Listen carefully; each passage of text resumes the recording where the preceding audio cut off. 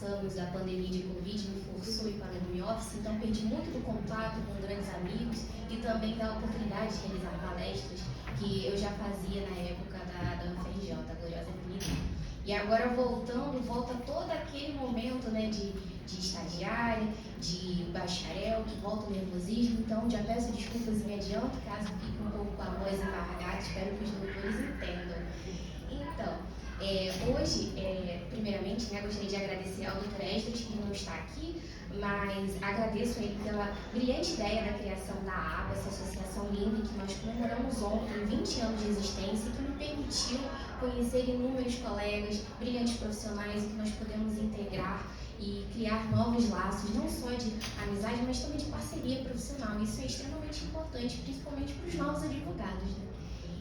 Enfim, vou me apresentar rapidamente. Eu sou a Clara Rodrigues, eu faço parte da Comissão de Educação Jurídica e hoje eu vou apresentar o tema Advocacia do Futuro, o tema da convenção é Advocacia do Futuro, mas o tema da minha palestra é os desafios na formação dos novos advogados. E aqui eu relembro a fala do Dr. Darcio Barbosa, que brilhantemente ontem nos brindou com seus 20 anos de trajetória, em que na sua carreira ele mencionou diversas inovações tecnológicas vivenciadas, desde máquina de escrever até a questão de fax, computador, e nós da Comissão de Educação Jurídica acreditamos que também essa inovação ela deve permear o ensino jurídico, o ensino dentro da faculdade. Passando ao próximo slide, coloquei meu mini currículo, mas já fui apresentada antes de subir ao púlpito. Vou só fazer um pequeno adendo em relação à nossa comissão. Nós só temos uma comissão de educação jurídica em toda a aba e é a nossa comissão que fica lá no Rio de Janeiro. Ela foi fundada pela Caroline Gama, ela não pôde estar presente hoje, mas nós temos aqui conosco a nossa presidente, a professora Tatiana Dantas. Ela é uma grande profissional do direito e também é graduada em letras. Nós contamos na nossa comissão com inúmeros advogados, especialistas nas mais diversas áreas, o que torna a nossa equipe uma equipe multidisciplinar, que nós podemos abordar o tópico da educação jurídica sobre os mais diversos aspectos e considerações da experiência de cada um. Passando ao próximo slide, eu fiz um pequeno roteiro do que eu iria abordar hoje aqui com os senhores. Inicialmente, falarei sobre o desafio, na formação dos novos advogados, sobre o aspecto da necessária revitalização da prática do ensino jurídico, a necessária também capacitação para enfrentar as violações às prerrogativas, a inserção no meio digital e, por fim, trarei as minhas considerações finais. Passando ao próximo slide, passei demais, voltando, no que tange ao desafio na formação dos novos advogados, temos a necessária revitalização da prática do ensino jurídico. E aqui temos já um ponto positivo, nós já temos uma previsão normativa que facilita todo esse caminho. A resolução do Conselho Nacional de Educação, número 9, de 2009, ela já prevê a possibilidade de nós integrarmos o eixo dogmático com a prática jurídica. E isso já é um grande avanço, doutores? Como muitos dos doutores já sabem, a inexistência de uma normativa sobre o assunto é um grande empecilho nesse avanço. Então já temos a normativa, já é um ponto positivo. Contudo, continua a questão de que quando os novos bacharéis, estudantes em direito, alcançam o 7º período, muitos deles fazem opção pela dispensa da disciplina de prática. E quando fazem essa dispensa, muitas vezes é para cursar, estagiar num escritório de advocacia, no Tribunal de Justiça, no Núcleo de Prática Jurídica, entre outros estágios. E acaba por ocorrer uma terceirização desse ensino prático. Só que quando nós observamos por uma lupa, de forma mais aguçada, a experiência desses bacharéis a se tornarem, nós percebemos que eles não acabam tendo a oportunidade de vivenciar inúmeras questões que são necessárias para que no futuro, quando advogados, tenham já a expertise para poder tratar delas. E aqui eu relembro a minha prática quando estudei no FRJ, eu não tive a oportunidade de aprender a mexer nos sistemas de processo eletrônico. Eu peguei o novo CPC sendo ali aprovado em 2015, então assim, foram diversas transformações que aconteceram todas ao mesmo tempo. Tivemos o sistema eletrônico da Justiça Federal que também migrou do Apolo para o EPROC.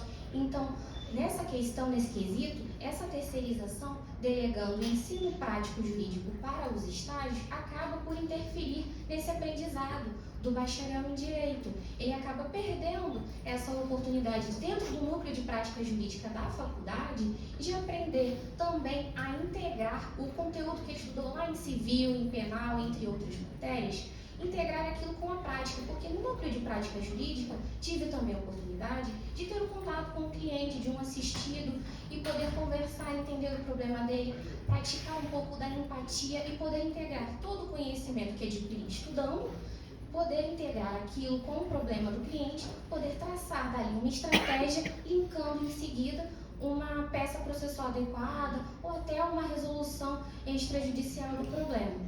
E fica esse questionamento que trouxe para os senhores. Passando ao segundo slide, né? Outro desafio que eu trouxe aqui na formação dos novos advogados é a capacitação para enfrentar as violações às prerrogativas. Nós sabemos que, infelizmente, né, durante a faculdade, acabamos na correria, vamos pegar um estágio, vamos cursar alguma outra disciplina eletiva em outro horário e às vezes não fica tão fixo, principalmente nas matérias de prática jurídica, esse tipo de posicionamento. E aqui trago novamente para os senhores um pouco da minha experiência quando nova advogada. Tive que ir até o Tribunal de Justiça do Rio de Janeiro e fui no gabinete do magistrado para agendar um despacho, conversar, né, com o secretário, coisas normais da prática dos senhores. E voltando, né, dessa conversa com o secretário, voltei, retornei ao cartório, conversei com a serventuária acerca de outras questões de processos lá também que estavam, e a servidora me brindou com um comentário de que eu não poderia adentrar aquele recinto.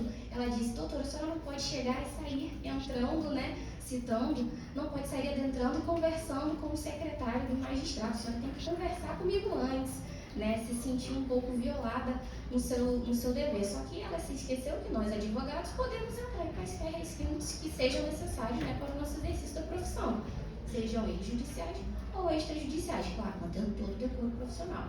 Mas naquele momento não quis me indispor, até porque nós precisamos, né, dos serventuários para poder agilizar os nossos processos, deixei por isso mesmo.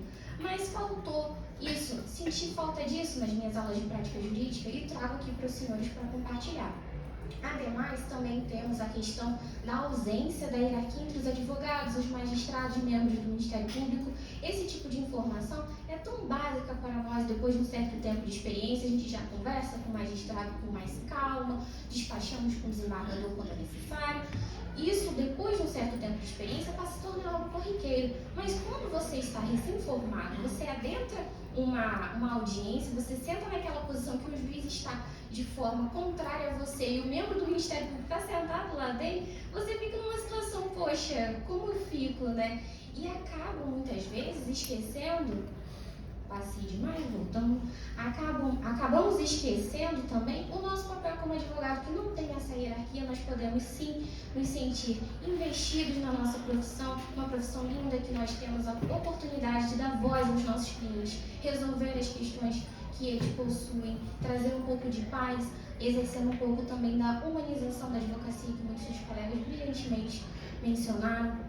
E, por fim, para encerrar esse tópico, menciono também, para não me alongar, né, pela questão do tempo, menciono a nossa prerrogativa do uso da palavra pela ordem, que trago mais um exemplo meu. Infelizmente, estava eu numa audiência, numa sessão de julgamento, para ser mais precisa, e nessa sessão de julgamento, o relator leu o seu voto, em seguida mencionou o dispositivo em desconsonância com o voto. E aí, naquela situação, eu falei: como assim? Vou ter que opor o embargos? Devo esperar para opor o embargos? Vai atrasar ainda mais esse processo, que meu cliente precisa muito ter uma solução?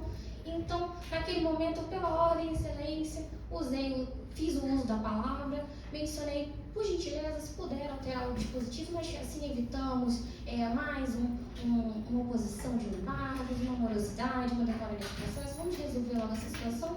E ele prontamente já resolveu: não, vamos consertar, falou com a secretária, consignou em ata. E isso é uma coisa tão simples, mas quando se é um novo advogado, você está recém-formado, você não sabe como você vai retirar o seu certificado digital, fazer seu cadastro no site do INSS, que é um grande avanço na advocacia, essa parceria da gente ter um contato mais direto, né, com a autarquia. Você fica perdido, você não sabe: meu Deus, o que eu faço nessa situação? Vou ter que esperar para opor embargos? Não. E esse tipo de situação, a gente precisa ter um preparo. É muito interessante quando o estudante ele tem a oportunidade de cursar, né, a prática jurídica, porque quando você tem esse contato já na faculdade, você já se forma tendo toda a noção do que acontece.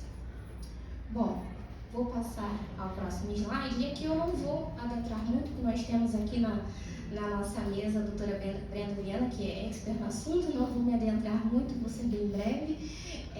Eu trouxe também como um dos grandes desafios na formação dos novos advogados a necessidade de inserção no meio digital. Nós sabemos que após o período pandêmico, nossa vida passou a ser praticamente toda no mundo digital. Redes sociais, LinkedIn, artigos sendo publicados. E todos esses mecanismos, eles são de extrema importância, porque eles fazem com que os novos advogados passem a ter um pouco de notoriedade, passem a prospectar os seus serviços, as suas especialidades. E a gente sabe, né? Quando nós vamos contratar um serviço, uma empresa, vamos comprar um produto, nós entramos lá no Google, vamos no buscador e pesquisamos sobre aquele produto para ter uma noção, ou então também uma pesquisa de mercado, algo nesse sentido. E por que não pensar na nossa advocacia também dessa forma?